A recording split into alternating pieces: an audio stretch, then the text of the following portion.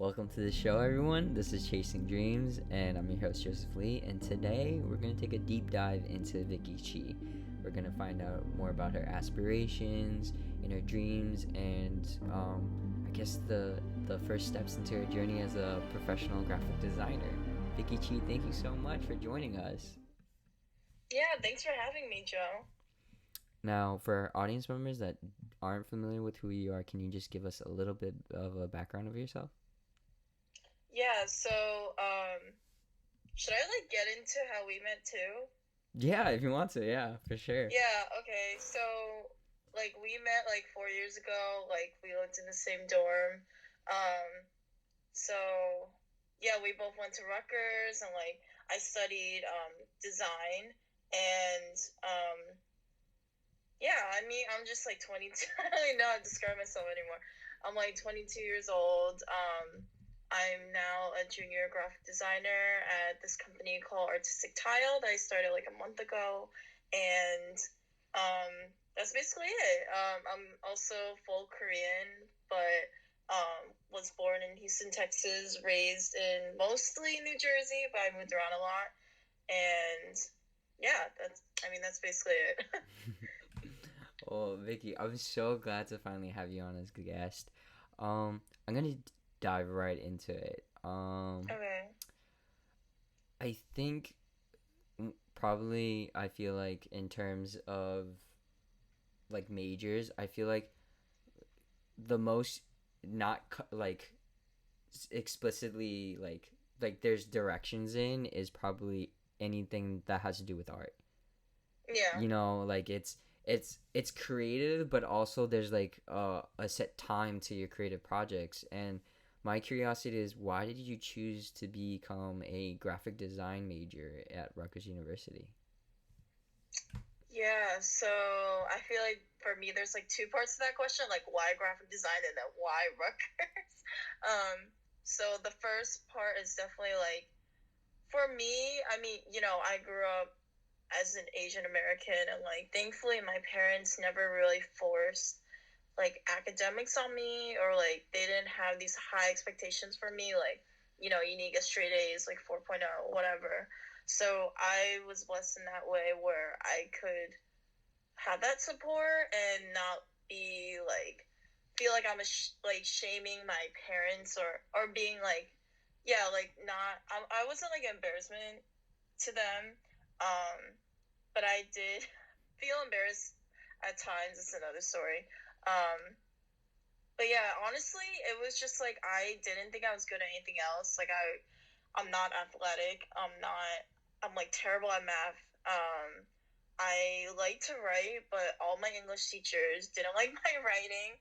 So you can imagine the only thing that I felt really stuck by me, and I guess already had natural talent in, was art. And that mostly came from my mom, who was an art, or used to be an architect, and she would sign me up for Michael's classes, that art store. There was arts and crafts classes, painting classes, and I always took those. And every summer I just was practicing art. So it got to the point where junior, senior year of high school rolls by, and you just literally don't know what to do. People are like, "Oh, I want to be a doctor. I want to be a lawyer." It's all the big things, and it's I think around that time, art was becoming more like a career. It wasn't. It was obviously a career already, but it wasn't as common as it is becoming more and more today. But yeah, I was just I think I should do it because I literally have nothing else to turn to, and nothing else really interests me. And usually what you're good at is what you're interested in. A lot of the times you're more interested in things that you are actually skilled in naturally. Um, yeah, nothing was clicking except for art. But at the same time, I felt like I was I guess skilled in fine arts, but I wasn't happy painting and drawing all day, and all those other on hands art mediums, until I discovered graphic design. And it was definitely more newer. My high school had two classes focused on it, but they were totally bad. Um, like it was very basic. Like my work from then looks so bad. I don't want to bring it up, but yeah. And then I don't know, was teaching myself on YouTube and stuff like that. And then that's when I decided, like, okay, I like art, but I don't like fine arts. Digital is definitely for me more practical and more interesting. And that's the way everyone's headed. So I'm going to pursue that. Um, and I just went for it. Rutgers was like honestly not my first choice. I wanted to go to an art school in New York and I wanted that experience, but I couldn't get myself to spend like, no offense to people who have, but like thousands and thousands, like almost hundreds of thousands of dollars, because I would probably live there too, like dorm.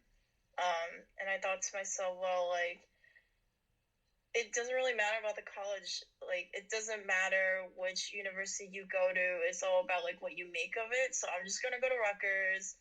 Still kind of expensive, but it was a lot cheaper, and I'm just gonna do it. And our program can't be that bad, and it honestly wasn't. So yeah. Did it ever kind of like, I guess, scare you? Because even the life of a graphic designer, it's really not set in stone, and like it may, like you said, it's still a growing field, and it may not be as Yeah. like foundationally firm as like a financial analyst or like a doctor or nurse, that we're all used to, like the Asian community, like all striving towards. And did it ever scare you, kind of like dreaming about it, like knowing that you're good at this, but also like were you ever like unsure, and like did you ever question whether, even if this gives you fulfillment, like can this be lasting? Yeah, I mean, I've had so many people who literally said to my face, like, you're gonna be broke for the rest of your life, or they wouldn't say it to me, but they would say it to other people who were just entering college. Like I was maybe like already a few years in, so it's too late, quote unquote, for me. But they would say to the friends around me, like, oh, like don't go to art school, don't be like anything within the creative field because you're not. It's really hard to make it. It's competitive. You're not gonna make money. Like you're gonna be broke for the rest of your life.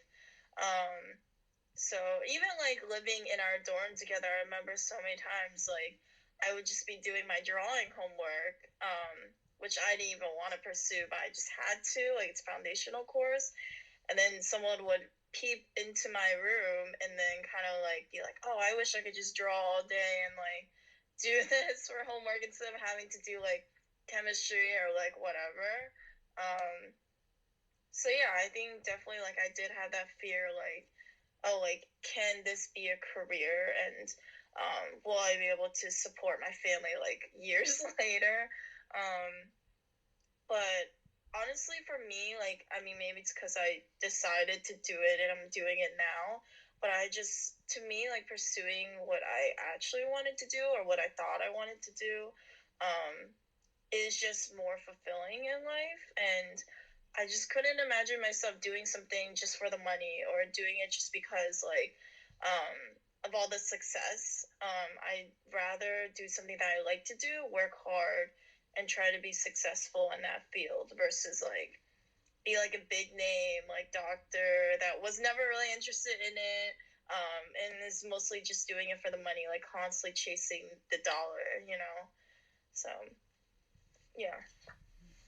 I mean, I think people fail to realize how hard it is, because I remember asking you, and Fred at the time, who was like living in the dorm, like it's harder than people realize, because yes, even though it's creative, but you still have assignments in college. Like there's a due date to your Yeah. creativity. So did that ever, I think, like did you get used to that pressure of like kind of being forced to kind of either explain your creativity or like force that work out of you, like was that something you got Yeah. used to, or like is that stress still with you? Yeah. So, the good thing that I did like about Rutgers is being surrounded by like so many different people, like not even just backgrounds, but all different majors, which I knew I wouldn't have at an art school in New York. But it was difficult to explain myself and kind of like I'm not even, like there's that stereotypical like weird art student, that I don't even need to describe them. Someone's gonna be offended. Just kidding. But I'm not even like really there. Like I don't really have that full image. But even then, I still felt the need to like explain myself and kind of like I guess go against a stereotype or like let people know that I'm not just like a dumb like art major that like couldn't really do anything else, which is kind of why I picked it. But that there's like more to me than just like drawing and painting. Um, and yeah, I definitely like struggle with that a lot just because I was surrounded by people who were pursuing like engineering and like nursing, like all these great fields that make a good amount of money. Like they're really respected. Um, I think I answered your question, Yeah. but if I didn't, yeah, just let me No, know. no, no, no. You did, and um, I guess I really want to know, like, when you go to sleep, right? That sounded really creepy. But when you go to sleep, That's right, okay. and like, Uh huh. I don't know, like, I'm like a thinker, right? I like to dream a Okay. lot, and like, so I don't mean to stereotype you, but I'm assuming you're a very visual dreamer. Like when you go to sleep and stuff, are you? Yeah, Yeah. I guess. Yeah. Do you ever like think about like end goal? Like is there someone that you look up to that's a like a graphic designer that uh like like you thought made it in life and you kind of want to like replicate that, or is it something that you kind of have to like creatively think about, like you said, you make the most out of it. You made the most out of Rutgers, right? And you're Mhm. gonna make the most out of your career. So is that something that you feel like you have to kind of like really pave your way in and really make, you know, your career and your field known? Kind of like how like the Nike logo came to be. It was a college student that made it for $35. Oh, really? I Yeah. actually didn't know that. Yeah, and people don't know about that, and then now that Nike's so big, like people realize the importance of like, what graphic designers can do, what art students can do. So, I Yeah. think I'm wondering is like when you go to sleep, like do you have this clear vision, or is it something that changes kind of day by day? You're like, I could do this, I could do that. Yeah. I like that you use the word goal because I'm actually not a dreamer, I don't think. I'm not the type that like has this one big dream, like big company, like title, whatever it be that like I'm constantly trying to achieve. I'm more of like the small goal oriented person where it's like I'm gonna achieve this and then I'm gonna achieve that, and it's just kind of just like as it goes on. It's not really like a big picture thing at the very end. Um, but and that's the same thing with like role models or whatever. I don't really have a specific role model. But I do admire like a lot of different artists, like especially those who um, it was something that I learned more recently, like maybe my last 1 or 2 years of college, that like design is like become so much less of a visual, like just a visual thing for me. It's always been like, oh, like the aesthetic or like how good something looks or like, pleasing to the eye. But then one of my teachers made it more clear that like it's more for me at least, I want to dive more into like the problem solving and like how does this like help the world or how does it like shake it up in a way, and like thinking about even like writing plays such a big part in design, and people don't think that because it's like, well, like you're not designing like like it's a different kind of storytelling basically. And I do want to be, at least in the future, like a designer that definitely does more like strategizing, um, and like that kind of thought process instead of just like this looks good on this piece of paper and like this will look good in like someone's room or like on a billboard or like that kind of thing. Which is a different kind of design. Like that's not easy either, but definitely what I'm doing now isn't really like that. It is a little bit strategizing because of marketing, but yeah, and yeah, at least like right now, my current goal at least is to become a UX UI designer. I'm not sure if you know what that is, but it's basically like, User um, interface, I think. yeah, Is that right? exactly. Yeah. User interface and user experience is what it directly translates to, but it definitely has more to do with like apps and websites and like that stuff. And I really, when I was unemployed, I really wanted to get into it and like learn it. I was looking at boot camps and whatnot and like talking to other people about it. But then I got hired for something that wasn't in UX UI. So I was like, I'm just going to take it and like take my time and pursue it hopefully in like a few years from now. Um, yeah. So, kind of like going into that, transitioning into that, Mm-hmm. like you finally acquired a full time position. Congratulations, Thank you. I know you gave me a little insight into like post graduation, how hard that was, kind of, and it's hard because you're kind of battling out like all these different students that like people don't realize like you being an art major and battling for an art position is really hard. Like from your portfolio to like even the school you come out of, like everything weighs. Like you're battling against students from like SVA or um, Yeah. another Yeah. university like FIT, and it's kind of crazy, and people don't know understand how competitive it can be, especially like some people diminish your major. You know, they've been doing that since like you've been at school, right? Like why do you need a graphic Yeah. design major? Why can't I do that on a free time? But like like you Yeah. said, the importance of storytelling through your design is like goes like kind of like no one knows about it, but people would be amazed to hear about the story behind why do you actually like that design, you know? Mm-hmm. Like kind of going back to Yeah. Nike, like it's not just a check sign, it actually is like wings from the goddess of Nike. Like people don't realize that. And like when I Oh hear the wow. stories about like why these logos are the way they are, why they place like that, why they use that specific font, like it opens up to your mind about how we're attracted to certain things, how like creativity hits us and beauty hits us. And so like you're taking things day by day and you're focusing on your goals, like what's in front of you, but everyone's yelling you Mm-hmm. about like what's going to happen in the future. You're not going to make enough money, and you're kind of like forced to, or like you're pressured, peer pressure to kind of explain yourself and the value that you'll have in the future, when you know yourself that I'm worth something, like I already have value, this gives me fulfillment, enjoyment in life, but people just don't understand that. So like can Yeah. you like either give tips and advice to our listeners and like tell us about like what that's like? Yeah. So now I remember what I was gonna say.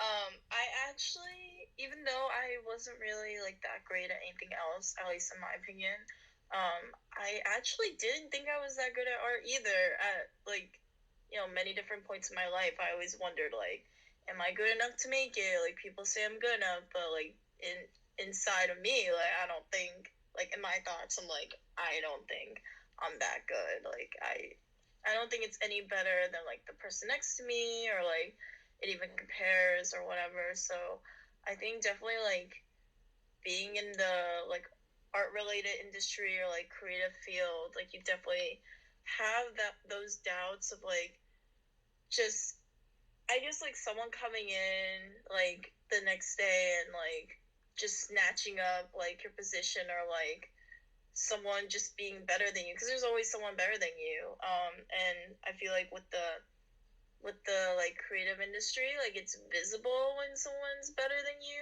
like most of the time because it's so focused on like the portfolio or like how some looks versus like all the other things like oh like do they interact well with people like do they communicate well like I mean, a lot of companies and people do acknowledge that, but I feel like a lot of people still don't, and it's still about like, oh, like, well, that person can do all these different things. Like, they can design for videos. They know how to do photography. Like, all these different things that like, it's not even, it's necessary, I guess, to know, but it's like all of that just adds more to your value and like it's really hard to get hired if you're not a well-rounded like perfect designer like you know how to do every kind of medium and I like kind of hate how the industry is like that where they always look for designers that can do literally everything just because they don't want to hire another designer to do like that other thing that you can't do. Um, yeah, but back on topic. I think at the end of the day, like I just had to remind myself, like I'm doing what I want to do, and like not everyone gets to do that in their life, and that's pretty sad to hear, and like that it's literally everyone's reality. But I'm pursuing what I want because somehow I found the courage to do so, and like um, I know that at the end of my life, or like before I retire, that's dramatic.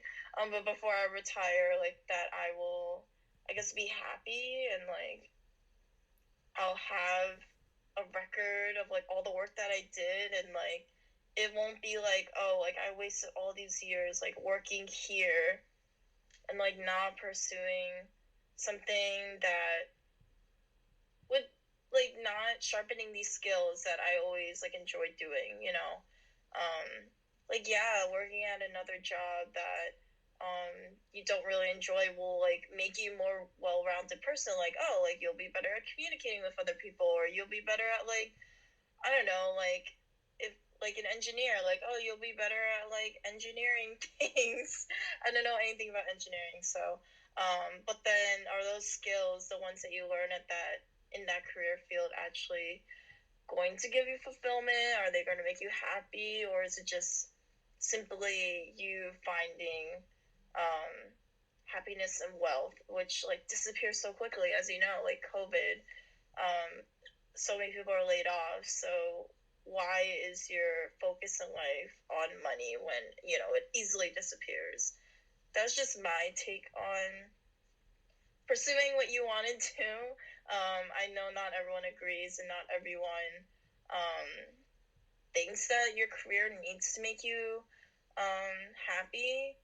I think something that I heard recently was like, your career doesn't have to make you happy. Um, but then what they didn't say was like, your career shouldn't make you miserable.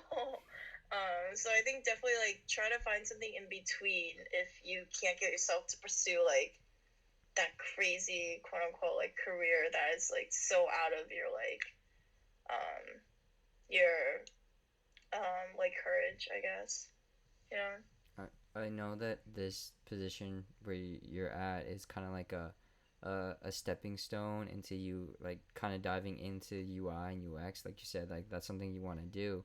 So Yeah. are you not worried at all, and you're like, you know what, I'm gonna learn, and gonna, like you said, like you make the most out of your opportunities, you're gonna make the most out of this one, and I know that. So do you know that, like, hey, you know what, eventually I'm gonna do what I want and I love, because I've been doing this all the time and people are saying like I can't do it. So are you not Yeah. worried? And can you give a like any words of wisdom to maybe our listeners that want to do what they want to do, and they kind of have to take a position because they need stability, but eventually they'll get there. So can you offer them any Yeah. words of wisdom and any last words? Yeah. I think first off, like, um, for I mean, you know, like, that I'm Christian, and like it's just a big part of my life, and I definitely think that I had a lot less anxiety at first. Well, at first I had so much anxiety, like, okay, all these people are getting laid off. All these students in my class, my colleagues, like who I thought were like so much more hardworking than me, so much more talented, were not getting a job. And so I was like, okay, there's no way I'm gonna get a job. Like me, like if they can't get a job, I can't get a job. Like that's how I saw it. And so there was a lot of anxiety, there was a lot of fear, especially with like the clock is ticking and you have student loans to pay, especially for all those people who are in debt. Um, and I'm just never the type of person where like I'm still like I'm always working some kind of part-time job, whether it's at like a nail salon like for the summer, or three internships at once during school. um, I was just always making some kind of side money because I don't like to really depend on other people unless I really have to. And I wanted to be more independent and just like feel like I have control of my life. Um, but what I definitely was forced to learn during just a few months of being unemployed was that like the plan that you initially had, to get a job right out of college, um, you know, that's not what's happening, and like you kind of just have to be still and like accept that, but not to like, I guess, just stay in that slump, but um, just kind of like think of how this is all for a bigger plan. And so that was my point about my faith. Like, just trusting in God's plan for me really helped me relieve a lot of anxiety and, like, remind myself that, like, okay, like, there's been so many times where I didn't think I was going to get, like, XYZ. And later down the road, it was given to me. And when it was given to me by God, like, it was the right timing. Um, and when, like, I just had to reflect, like, when I wasn't employed and I was like searching for jobs frantically, like God taught me how to be still and just like relax, like everyone's going through this. It's not just you, and um, you're gonna get that job like sooner or later, a lot sooner than I thought. I thought I was gonna be unemployed for like another year, honestly. Um, yeah, and then I think your question was about like people that. Well, wait, repeat it again. Cause I had like a second. You're like, I Sorry, don't even I know. yeah, I was just listening um, to you, so I think it's last words of wisdom, I guess, like being okay with like, hey, this is just for now, like mm-hmm. I'm gonna use Yeah, this, like you said, like you're hustling and you're always like, you had three internships at one time, and you wanted to make extra money for yourself, not to depend on other people, and it kind of goes to the point where like I'm using this as my first step and I'm okay with it. I'm gonna make the most out of it. And like yeah, your words of advice for people to be like, it's okay, like you said, God's plan.